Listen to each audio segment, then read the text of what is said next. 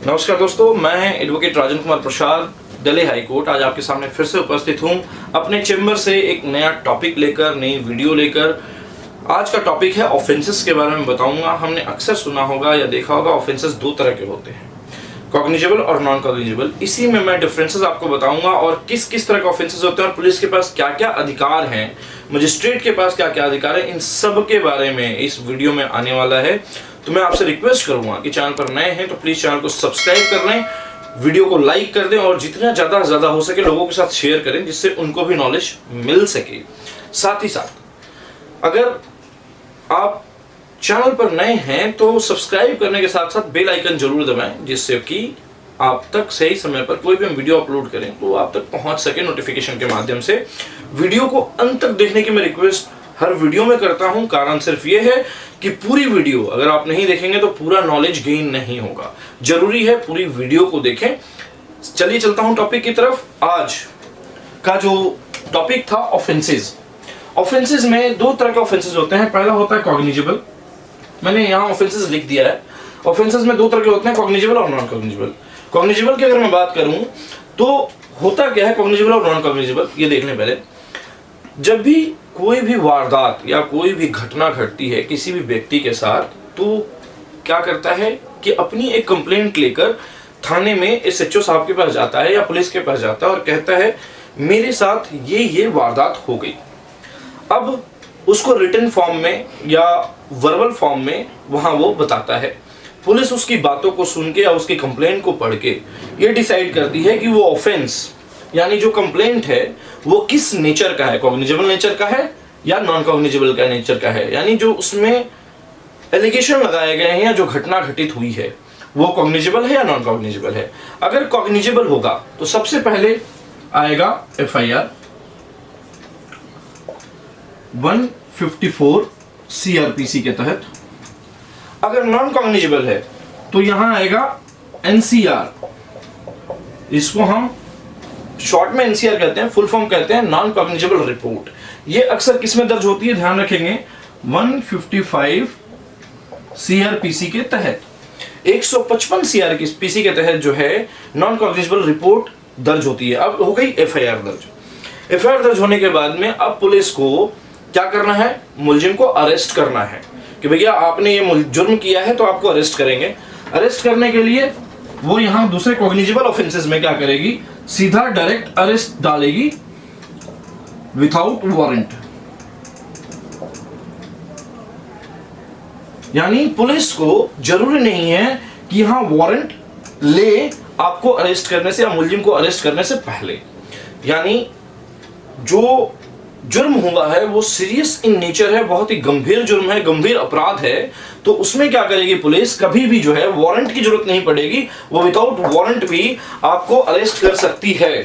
अगर मैं इधर बात करूं तो यहां विद वारंट करना पड़ेगा अरेस्ट, और उसके लिए भी स्पेसिफिक रीजंस होने चाहिए। Reasons in the sense specific reasons की अगर मैं बात करूं तो पुलिस ये दिखा सकती है कि जिस बंदे ने जो जुर्म कारित किया है, जिसने या मुलजिम जो है वो दोबारा से ऐसा कोई जुर्म कर सकता है या उससे भी गंभीर अपराध कर सकता है, तो पुलिस चाहे तो वहां वारंट इशू करवा के और अरेस्ट कर सकती है। दूसरा, अगर आशय ये है कि व्यक्ति भाग जाएगा, जैसे उसके ऊपर एनसीआर में केस दर्ज हुआ या नॉन कॉग्निजेबल रिपोर्ट दर्ज हुई, दर्ज होने के बाद पुलिस को यह लगता है कि वो भाग सकता है, तो उस केस में वारंट लेके जो है विद वारंट अरेस्ट की कर सकती है। अब तीसरी बारी आती है, वारंट अरेस्ट हो गया, वारंट और विदाउट वारंट, और वारंट हो गया अरेस्ट कर सकती है, विथ वारंट अरेस्ट। तीसरा, कॉग्निजेबल है तो ऑटोमेटिकली सीरियस इन नेचर है।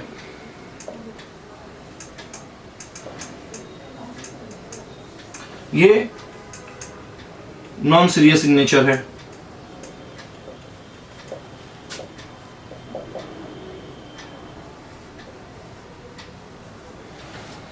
ठीक है जी।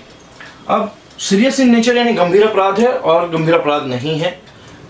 चौथा, अगर मैं बात करूं किस तरह का ऑफेंसेस या कॉग्निजेबल ऑफेंसेस और नॉन कॉग्निजेबल ऑफेंसेस में, तो ये 3 पॉइंट आपने देखा कि एफआईआर जो कटेगी 154 सीआरपीसी में जाएगा, एनसीआर 155 सीआरपीसी में जाएगा। ये अरेस्ट विदाउट वारंट होगा, वे विद वारंट के साथ अरेस्ट करना पड़ेगा पुलिस को अगर अरेस्ट करती है तो, और स्पेसिफिक रीजंस देने पड़ेंगे। तीसरा सीरियस इन नेचर है, ये नॉन सीरियस इन नेचर है। चौथा अगर मैं बताऊं तो ये नॉन बेलेबल है, नॉन बेलेबल, और ये बेलेबल है। मतलब क्या है, नॉन बेलेबल और बेलेबल का अंतर समझ लीजिएगा। यानी पुलिस किसी भी व्यक्ति को अगर अरेस्ट कर सकती है तो पुलिस के पास पावर होता है उस व्यक्ति को छोड़ने का, तो उसे हम बेलेबल ऑफेंसेस में गिनते हैं। और पुलिस जिसमें नहीं छोड़ सकती, अरेस्ट करके मजिस्ट्रेट के सामने पेश करना ही होगा उसे, और मजिस्ट्रेट के द्वारा ही मुलजिम को या जिसने जुर्म किया है उसको बेल दी जाएगी, चाहे वो किसी भी मजिस्ट्रेट के द्वारा हो। तो वो नॉन बेलेबल ऑफेंसेस में आते हैं। नॉन बेलेबल उसको कहा जाता है और बेलेबल इसको कहा जाता है। इसके अलावा अगर मैं बात करूं तो ये दोनों सेक्शन, दोनों जो कॉग्निजेबल और नॉन कॉग्निजेबल, अगर डिफिनेशन की मैं बात करूं तो ये 2C सेक्शन 2C के तहत सीआरपीसी में इसका डिफिनेशन है।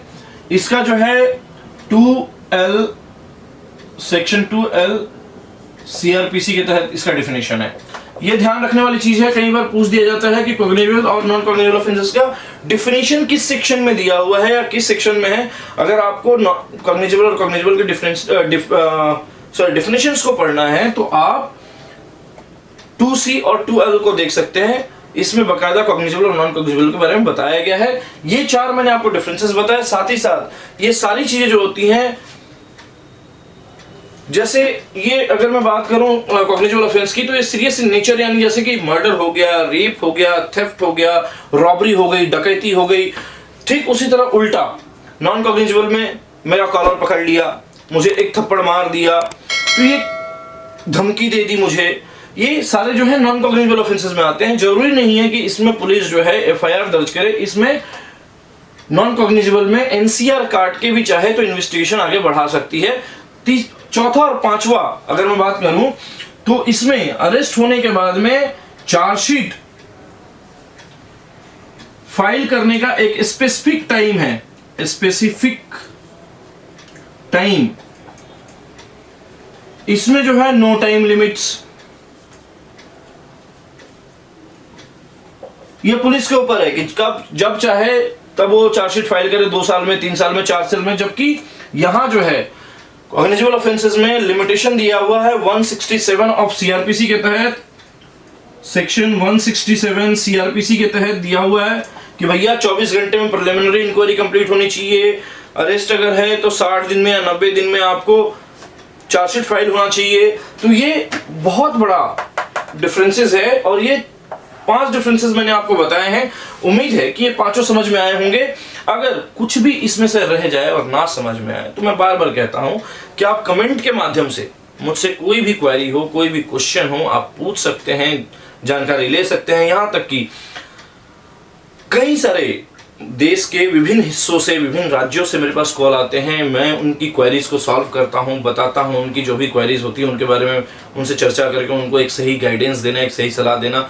मैं इस पूरे भारत में जो भी लोग मुझे कॉल करते हैं, जो भी मेरी वीडियो को देखते हैं, मैं उनका शुक्रगुजार हूं। साथ ही साथ मैं आप सबको बहुत बहुत धन्यवाद कहना चाहूँगा, क्योंकि अब ये फैमिली जो है लॉ मास्टर्स की, ये 10,000 से भी ऊपर चली गई है, यानी 10,000 सब्सक्राइबर्स हमने कंप्लीट किया है। और इन सब के लिए आप लोगों को मैं तहे दिल से धन्यवाद देता हूं, इतना प्यार देने के लिए और मेरा साथ देने के लिए। इसी तरह जुड़े रहें मुझसे। बहुत बहुत धन्यवाद। नमस्कार, शुभ रात्रि।